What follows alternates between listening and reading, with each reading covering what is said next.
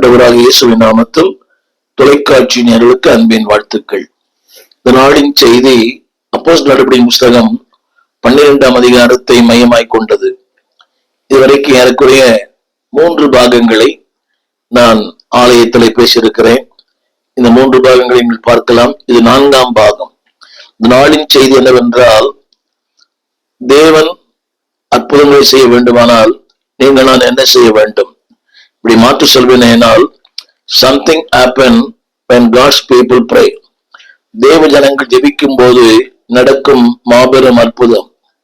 இன்றைக்கு பல நேரங்கள் நாம் இப்படி நினைக்கிறோம், இவ்வளவு ஜெபம் பண்றோம், ஒண்ணுமே நடக்கல. இல்லை என்பானவர்களே, ஜெபம் வல்லமை உள்ளது.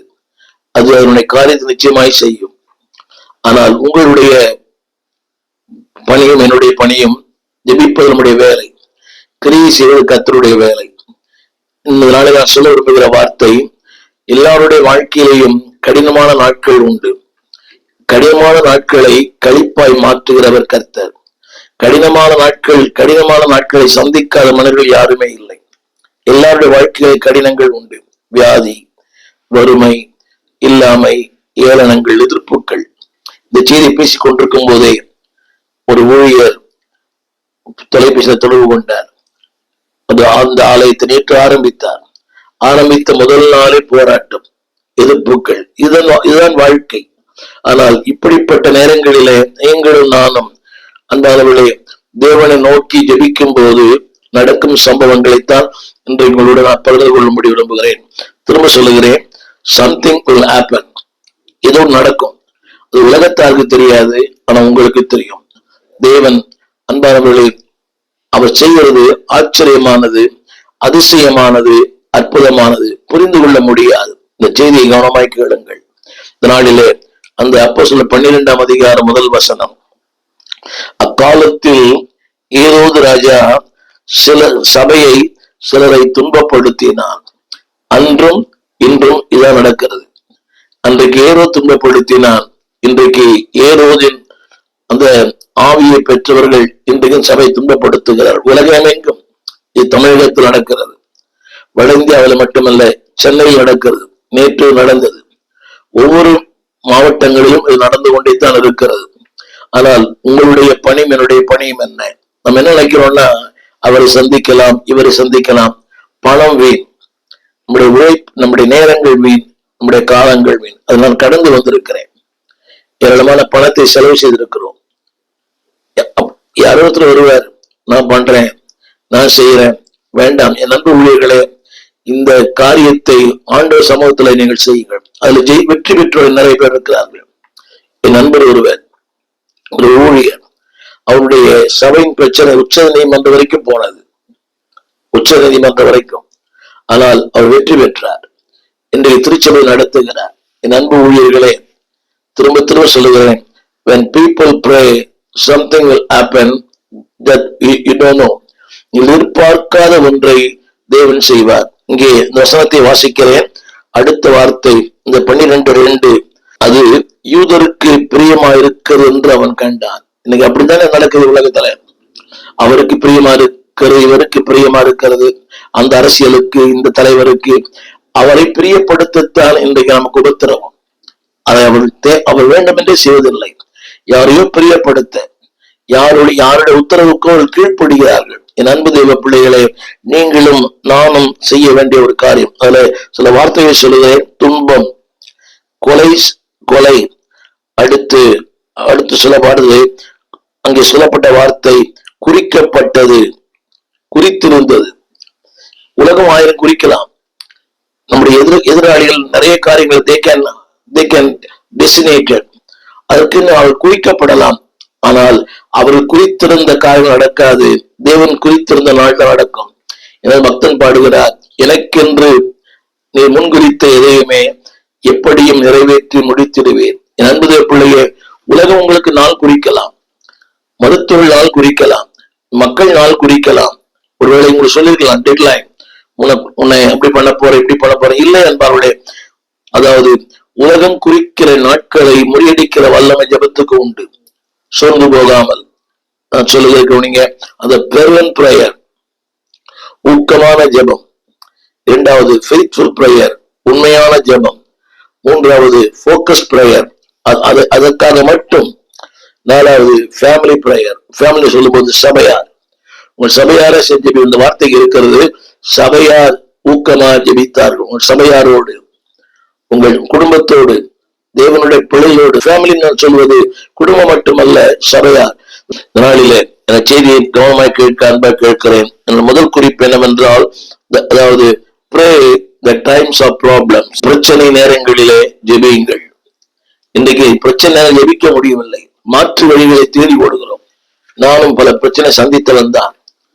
ஆரம்ப கால ஊழியத்துல நான் குடியிருந்த அந்த இடத்தில், குண்டித்தோப்பு என்கிற அந்த இடம், அந்த இடத்துல ஏறக்குறைய 19 முறை நான் காவல் நிலையத்துக்கு நான் அழைக்கப்பட்டிருக்கிறேன். எத்தனையோ மிரட்டல்கள், சுவட்டிகளை ஒட்டினார்கள், வெளிநாட்டு கைகூலியே, நிறைய என் மேல் பலவிதமான குற்றச்சாட்டுகள், 19 குற்றச்சாட்டுகளை சுமத்தினார்கள். அதெல்லாம் இந்த ஊடகத்துல சொல்வதற்கான அது சிறப்பா இருக்காது. அத்தனை குற்றச்சாட்டு எல்லாமே போய்.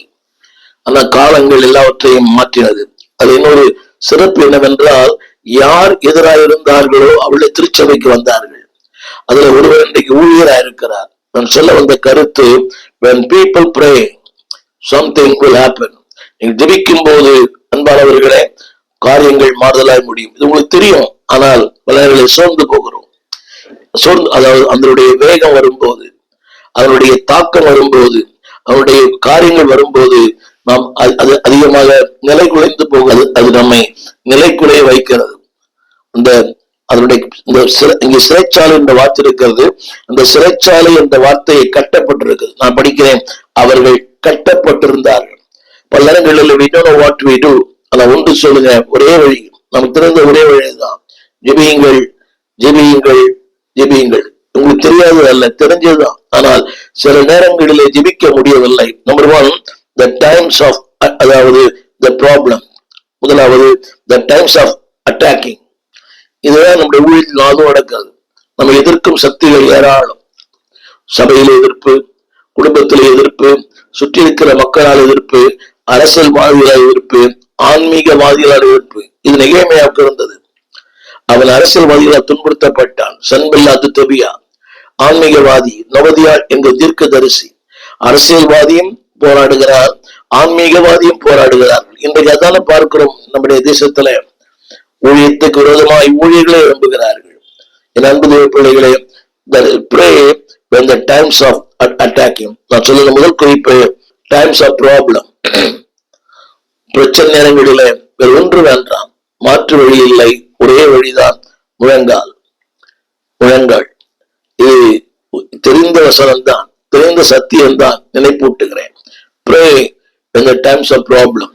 ஒரு 3 குறிப்புகளை சொல்லுகிறேன். pray the times of prayer and problems. Pray. When you pray, you can see the power of God. நீங்கள் ஜெபிக்கும் போது ஒரு வல்லமை நீங்கள் பார்ப்பீர்கள். இதைத்தான் நாளிலே நான் சொல்ல விரும்புகிற வார்த்தை. முதலாவது குறிப்பை திரும்ப சொல்ல விரும்புகிறேன். pray when there is attack. எப்பொழுதெல்லாம் எதிர்வினை ஆற்றுகிறார்களோ, இப்பெல்லாம் எதிர்ப்பு. கிறிஸ்தவமே எதிர்ப்பில் வந்ததுதான். கிறிஸ்தவம் பஞ்சமத்தியில உண்டானதல்ல. எத்தனை அரசர்கள், எத்தனை ஏரோதுக்கள், எத்தனை ரோம சாம்ராஜ்யங்கள், அத்தனையும் வேதமே கிறிஸ்துவமே உபத்திரத்தில் உண்டானதுதான். ஆனால் இத்தனை ஆண்டுகள் கிறிஸ்துவ நின்று பிடிக்கிறது. 2000 ஆண்டுகள் இது அழிக்க எத்தனையோ பேர் வந்தார்கள்.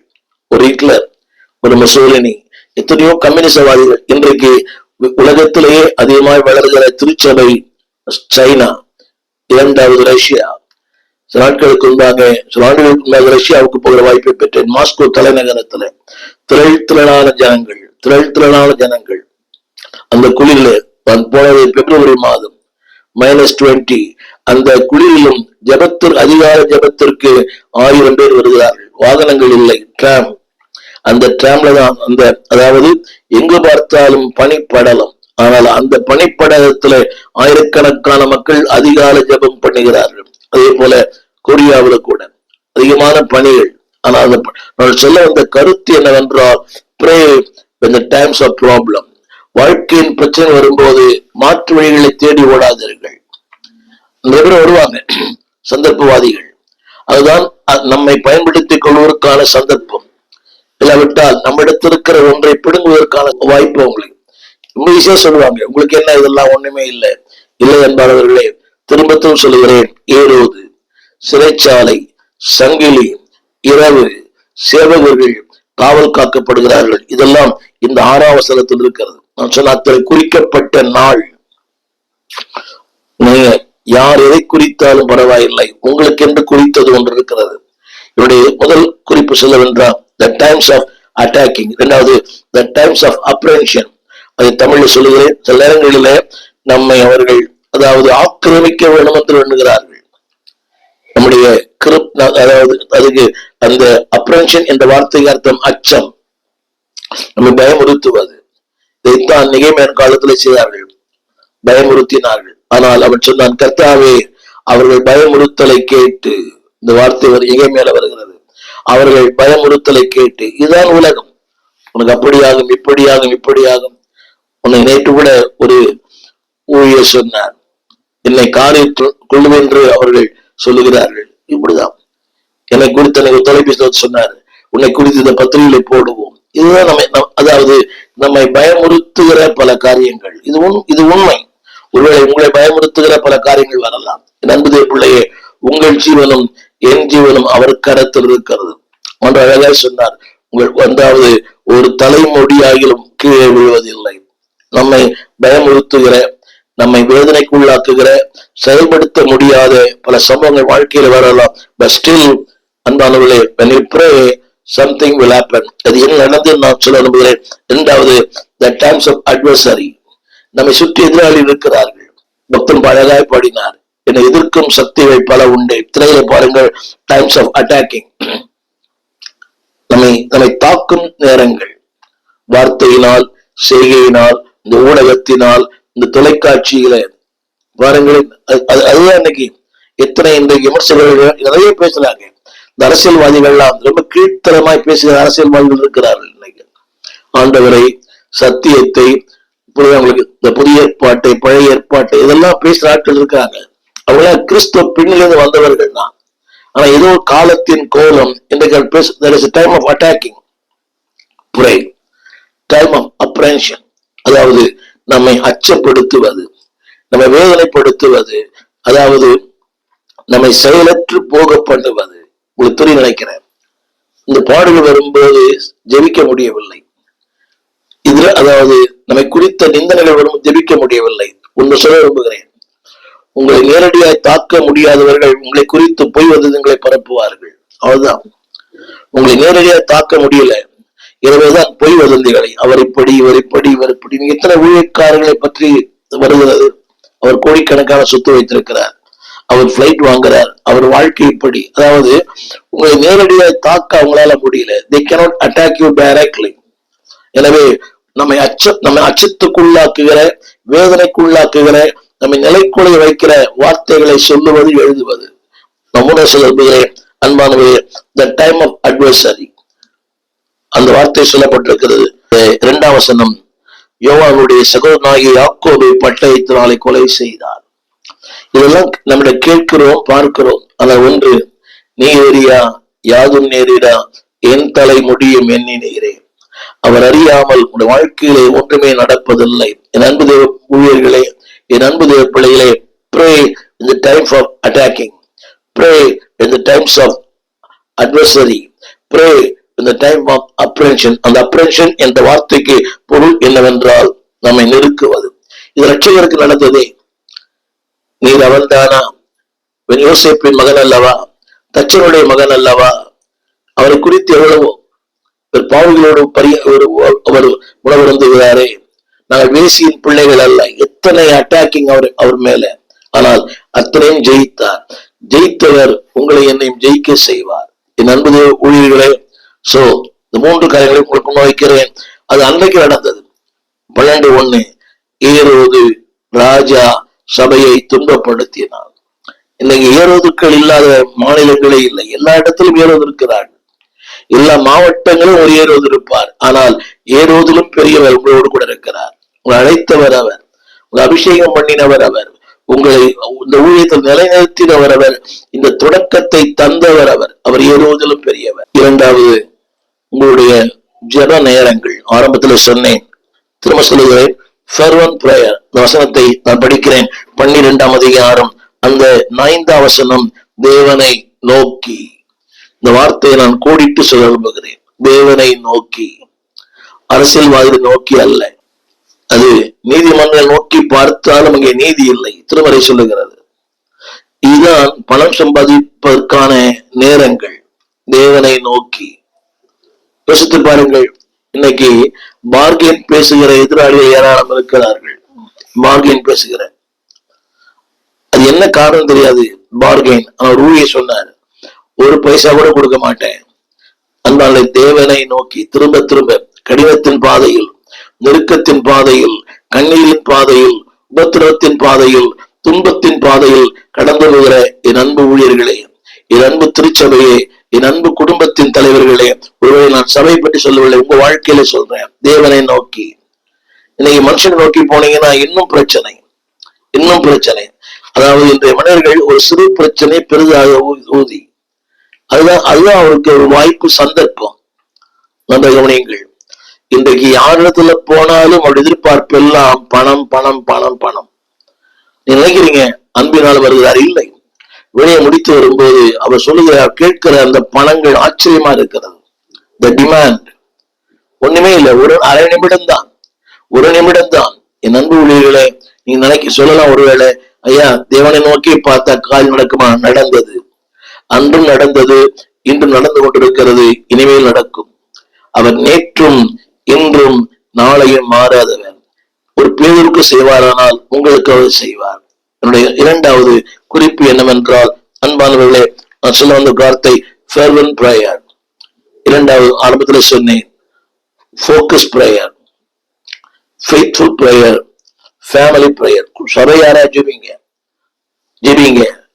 மூன்றாவது நான் சொல்ல விரும்புகிறேன், you can see the power of God.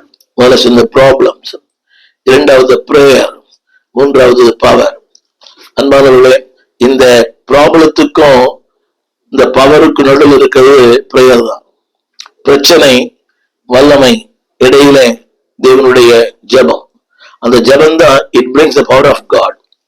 ஒரு 3 காரணம் சொல்லுகிறேன். த பவர் ஆஃப் சால்வேஷன், ரட்சிப்பை கொடுக்கும் தேவ வல்லமை. அந்த வார்த்தையை நான் படிக்கிறேன். அந்த வார்த்தை 18ஆம் வசனம். பொழுது விடிந்த பின்பு பேதுருவை குறித்த சேவகர்களுக்குள்ளே உண்டான கலக்கம் கொஞ்சம் அல்ல. இந்த வார்த்தை படிக்கிறேன். அதாவது ஏரோது அவனை தேடி காணாமற் போன போது காவற்காரரை விசாரணை செய்து அவர்களை கொலை செய்யும்படி கட்டளையிட்டார். அடுத்த வார்த்தை, அவன் யூதேய தேசத்தை விட்டு சிசரியா பட்டணத்திற்கு போனான்.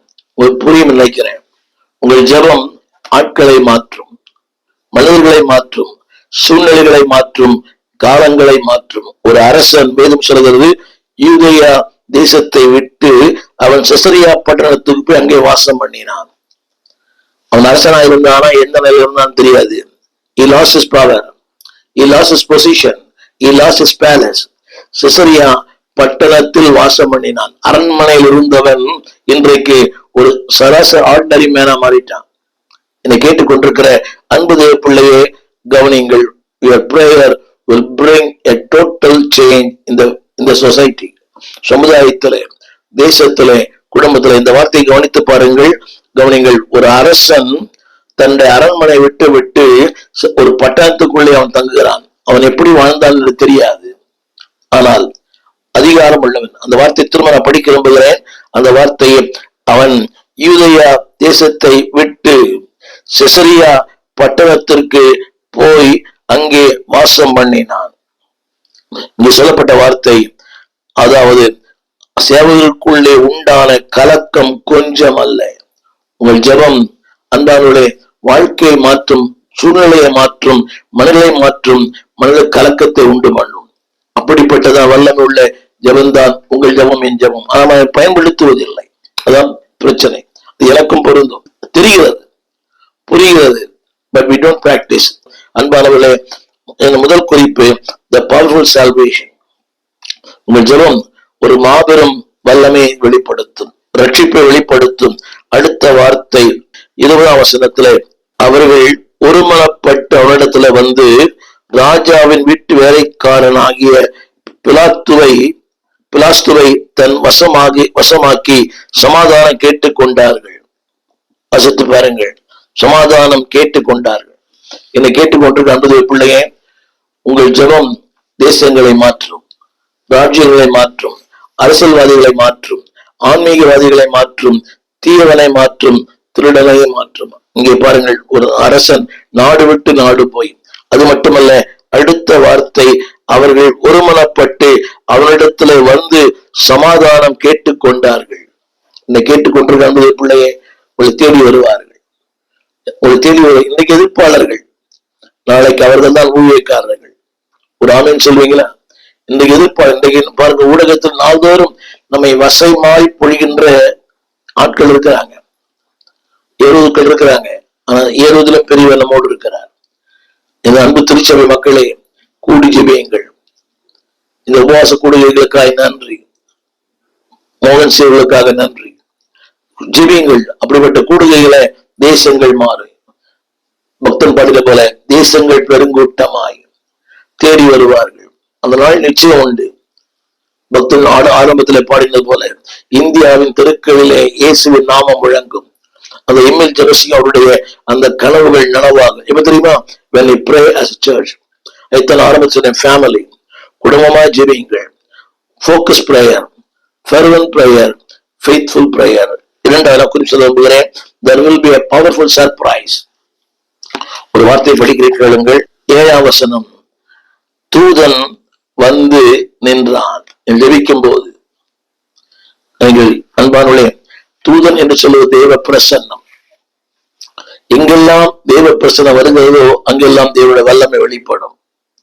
எங்கெல்லாம் தேவ பிரசன்னம் வெளிப்படுகிறதோ அங்கெல்லாம் தேவ மகிமை வெளிப்படும்.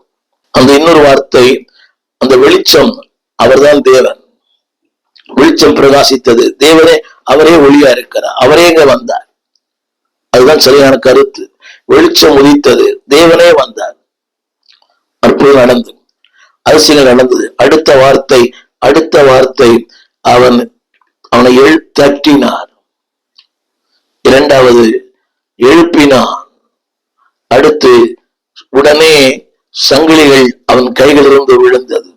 என்னை கேட்டுக்கொண்டிருக்கிற அன்புடைய பிள்ளையே, இன்ஸ்டன்ட்லி சர்ப்ரைஸ். அது ஒரு வார்த்தை வருகிறது. என்னுடைய 3 சீக்கிரை பேசியிருக்கிறேன். தானாக திறந்தது. நினைப்பது போல சாதாரண கதவு அல்ல. நம்ம வீட்டுல ஒரு கதவை திறந்தாலே சத்தம் போடுது இல்லையா? தூக்கத்துல விழித்துக் கொள்ளுகிறோம். ஒரு சின்ன பொருள் கீழே விழுந்தாலே தெரியுது. 1ஆம் காவல், 2ஆம் காவல், 3ஆம் காவல், 4 பெரிய பெரிய இரும்பு கதவு. என்னோட செய்தியில சொல்லி இருக்கிறேன். UK இங்கிலாந்து தேசத்துல ஒரு சிறைச்சாலை ஊழியம் செய்யும்படி போனேன். அவருடைய சாவியே நம்முடைய கையளவு, ரொம்ப லாங் சைஸ். அன்பான தேவ பிள்ளைகளே, அப்படிப்பட்ட கதவுகள் தானாக நீங்கள் ஜெபியுங்கள். தானாக, உங்களை அறியாம, உங்களுக்கே தெரியாது. Number 1 powerful salvation. Number 2 powerful surprise. ஆச்சரியமான, அதிசயமான அந்த வார்த்தை சொல்லுகிறேன். உடனே சங்கிலிகள் கைகளிலிருந்து விழுந்தது. அது மட்டுமல்ல, அடுத்த வார்த்தை 9ஆம் வசனம், தூதனால் செய்யப்பட்ட மெய்யென்று அறியாமல். சில நேரங்களில் நமக்கு தெரியல, அது உண்மைதான் தேவன் செய்வதை நம்மால் புரிந்து. சர்ப்ரைஸ். கதவு தானா திறக்குது, வழி திறக்கிறது. அதுல ஒரு வார்த்தை சொல்லப்பட்டிருக்கிறது. அவள் புறப்பட்டு வீதி நெடுங்க நடந்து போனார்கள். வீதி நெடுங்க. அன்பார்களே, செயல்பட முடியாத வாழ்க்கையை செயல்பட வைக்கிற தேவன் வீதி நடுங்க நீ நடக்க பண்ணுவார். மாபெரும் சபையில் நீ நடப்பாய். என்னை கேட்டுக்கொண்டிருக்கிற அன்பு தேவ பிள்ளையே, தேவன் தூதன் வரும்போதே தேவன் தான், தேவ பிரசன்னம் தான், தேவ மகிமை தான், தேவனுடைய அபிஷேகம் தான். அங்கு 2 வார்த்தையில் சொல்லப்பட்டிருக்கிறது. தட்டினார், பேதுவை தட்டினார், உயிர் பெற்றான். ஏரோவை தட்டினார், புழுபுழுத்து செத்தான். அந்த வார்த்தை சொல்றது, அவனை அடித்தான், அவன் புழுபுழுத்து செத்தான். என்னை கேட்டுக்கொண்டிருக்கிற அன்பு தேவ பிள்ளையே, when you pray that there are some surprise things will happen in your life. முதல்ல salvation, இரண்டாவது சர்ப்ரைஸ். நீ எதிர்பார்க்காத, நீ யோசிக்காத, நீ சிந்திக்காத ஒன்று உன் வாழ்க்கையில் நடக்கும். இதுதான் செய்தியில உடன்படிக்கை பெட்டி ஒரு ஆசீர்வதிக்கிறது, இன்னொருவனை சாகடிக்கிறது. தேவனுடைய வெளிச்சம் இஸ்ரவேலுக்கு வழிகாட்டினது, இன்னொருவனுக்கு இருளானது. என கேட்டுக்கொண்டிருக்கிற அன்பு தேவ பிள்ளையே, அதாவது தேவன் வாழ்க்கையில செய்ய வருவதெல்லாம் அற்புதமானது. சர்ப்ரைஸ். நீங்க நம்ம பிள்ளை சொல்றோமே சர்ப்ரைஸ் சர்ப்ரைஸ்ன்னு, அந்த சர்ப்ரைஸ் இல்ல அந்த சர்ப்ரைஸ்க்கு அது பிள்ளையை காத்திருக்குது. ஆனா தேவன் உன் வாழ்க்கையிலே செய்வதெல்லாம் பவர்ஃபுல் சர்ப்ரைஸ். மூன்றாவது, பவர்ஃபுல் சாவர்னிட்டி. தேவன் தம்முடைய ராஜரீகத்தை வெளிப்படுத்துகிறார். உன் ஜபத்துல காட் ப்ரூவ் ஹிஸ் சாவர்னிட்டி. அப்போ உங்களுடைய ஜபம்தான் அவருடைய ராஜரீகத்தை வெளிப்படுத்தும். உங்களுடைய ஜபம்தான் அவருடைய வல்லமை வெளிப்படுத்தும். உங்கள் ஜபம்தான் அவருடைய மகத்துவத்தை வெளிப்படுத்தும். அந்த வசனத்தை வாசிக்கிறேன், கேளுங்கள். அதாவது அடுத்த வார்த்தை 19, ஏரோது அவனை தேடி காணாமல். இதோட ராஜரீகம் அல்லவா? அடுத்த வார்த்தை 23ஆம் வசனம். 23ஆம் வசனத்துல அவன் புழுபுழுத்து செத்தான். It proves God's sovereignty. இன்றும் அவர் அரசாளுகிறார். 10 வாசிக்கிறோம், அவர் சதா காலங்களுக்கும் ராஜாவா இருக்கிறார். என்னை கேட்டுக்கொண்டிருக்கிற அன்பு பிள்ளையே, சதா காலங்களுக்கும் God wants to prove his sovereignty. அவருடைய அந்த ராஜரை வெளிப்படும் போது சபை வளரும். அரசியல்வாதிகள் திருச்சபைக்கு வருவார்கள். எதிராளிகள் வெட்கி கூனி கூறுவார்கள். என்னை கேட்டுக்கொண்டிருக்கிற அன்பு தேவ பிள்ளையே, நாளில நம்மை ஆராய்ந்து பார்ப்போம், நம்மை அலசி பார்ப்போம். When we pray, something will happen. இதுவரைக்கும் நடக்காத உங்களுக்கு நடக்கும். ஒரு சின்ன கேள்வி. தூதன் பேதரோடு பேசினா தூதனுக்கு கேட்கிறது, ஆனா சேவகருக்கு கேட்கல. கதவு திறக்குது, சேவகருக்கு கேட்கல. அவன் நடந்து போகிறான், அதை அவங்க பார்க்கல. இவங்க சேவகர்கள், காவற்காரர்கள். என் அன்பான தேவ பிள்ளையே, when we pray, God will prove his sovereignty. அவருடைய கண்கள் விடப்படும், செவிகள் அடைக்கப்படும். யோசித்து பாருங்கள், இது பவுலும் சீலாவுக்கும் நடந்தது. ஆண்டவன்மாரே, நாங்கள் என்ன செய்ய வேண்டும்? When we pray, God will prove his sovereignty. எனவே ஜெபியுங்கள், ஜெபியுங்கள், ஜெபியுங்கள். தேவன் அற்புதங்களை செய்வார். நெருக்கத்தின் பாதையில், கண்ணீரின் பாதையில் கடந்து போய் கொண்டிருக்கிற என்பது பிள்ளையே, இருக்கிற சிறைச்சாலையிலே அவர் வந்து இருக்கிறார். அது விரும்பப்படாத இடம்தான். அந்த இடத்தில் அப்பொழுது அங்கே, அப்பொழுது என்பது இடம், அங்கே என்பது நேரம். நீ ஜெபிக்கும் போது உன்னுடைய சிறைச்சாலைக்குள்ள வருகிறார். உன்னை மாற்ற, உன்னை விடுவிக்க, அற்புதங்களை செய்ய. எல்லாவற்றுக்கு மேலாக அங்கே சொல்லப்பட்ட வார்த்தை 8ஆம் வசனத்திலே, என் பின்னே வா என்றார். தேவன் உங்களையும் என்னையும் விடுவிப்பதற்கு ஒரு நோக்கம் உண்டு. என்ன தெரியுமா? There is a plan of God. There is a purpose of God. கவனிங்கள், வேறொரு துன்பப்படுத்தினான், தேவன் ஆயத்தப்படுத்துகிறார். அவரை துன்பப்படுத்த முடியும், ஆனா தேவன் திருச்சபையை உயர்த்துகிறார். என்னுடைய வார்த்தை, அவனை விடுவித்த நோக்கமே வியாதியிலிருந்து, வறுமையிலிருந்து, இல்லாமையிலிருந்து, வேதனையிலிருந்து, கண்ணிலிருந்து அவரை பின்பற்ற, அவரை ஊழியம் செய்ய, அவர் சித்தம் செய்ய, the plan and purpose, அவருடைய நோக்கத்தையும் நிறைவேற்ற அர்ப்பணிப்போம். உங்களுக்கு ஜெபிக்க விரும்புகிறேன், ஜெபிப்போம். வானத்தையும் பூமியும் படைத்த நல்ல ஆண்டவரே, when I pray, things will be changed. எனக்கு தெரியும், ஆனா மறந்துடுறோம். கேட்டது போல powerful salvation, powerful surprise, powerful sovereignty. ஆமா ஆண்டவரே, ராஜ்யம் வெளிப்படட்டும், ரட்சிப்பு வெளிப்படட்டும் ஆண்டவரே, உடைய மகத்துவம் வெளிப்படட்டும் ஆண்டவரே. சால்வேஷன் அல்லது சாவர்னிட்டி ஆஃப் காட், தேவனுடைய ராஜ்யம் வெளிப்படட்டும் ஆண்டவரே. உடைய கருத்து ஒப்பு கொடுக்கிறோம். நான் கேட்டது போல அந்த fervent prayer, faithful prayer, focused prayer, family prayer நாங்கள் செய்ய எங்களுக்கு இரக்கம் செய்யும் ஆண்டவரே. ஊக்கத்தோடு, ஒரு மனதோடு, உண்மையே நோக்கி, தேவனையே நோக்கி பார்க்க இரக்கம். அடிக்கடி மறந்து போகிறோம். கிருபைகளை தாங்க, வெற்றியை தாங்க. Yes Lord. சபை வளர்ந்தது, வசனம் எங்களிடத்துல பிரசித்தமாயிற்று. அவரை நீ தொட்டும் போது ஒருவனுக்கு விடுதலை, இன்னொருவனுக்கு மரணம். தேவனே, எங்க தேசத்திலே உம்முடைய தொடுதல் உண்டாகட்டும். மரணம் அல்ல, ஜீவன் உண்டாகட்டும். அதற்கு எங்கள் கருவியாய் பயன்படுத்தும். ஆண்டவர் இயேசுவின் நாமத்தில் நல்ல பிதாவே, ஆமென். அன்பான பிள்ளைகளே, சிறைச்சாலை ஜெபியுங்கள், உபத்திரவம் ஜெபியுங்கள், துன்பம் ஜெபியுங்கள், ஏரோது ஜெபியுங்கள், ஒரு வழியே இல்லை. இது ஒன்றுதான் வழி. ஜெயம் கொடுக்கிறவர் உங்களுக்கும் ஜெயம் தருவார். உங்களுக்கு ஜெபிக்கிறேன். இந்த செய்தி ஆசுவமா இருக்குமே ஆனால் அடுத்தவர்களுக்கு அனுப்புங்கள். இதுவரை நீங்கள் இந்த யூடியூப் சப்ஸ்கிரைப் பண்ணாதவர்கள் சப்ஸ்கிரைப் பண்ணுங்க. தினந்தோறும் புதிய செய்தியை நாங்கள் வெளியிடுகிறோம். இதுவரைக்கும் 6400 செய்திகள் இருக்கிறது. கேளுங்கள், பயன்படுங்கள். கர்த்தர் உங்களை ஆசீர்வதிப்பார். ஆமென். எங்கள் விலாசம்: போதகர் ஸ்டீபன் தேவகுமார், திறந்த வாசல் சபை, நம்பர் 65, பரமானந்த தெரு, 7 கிணறு, சென்னை 600001. தொடர்புக்கு 9841839287. மேலும் 04443183330. எங்கள் மின்னஞ்சல் stephenopendor@gmail.com. எங்கள் தேவ செய்திகளை யூடியூப் சேனலில் பார்த்து பயனடையுங்கள். தேவன் உங்களை ஆசீர்வதிப்பாராக.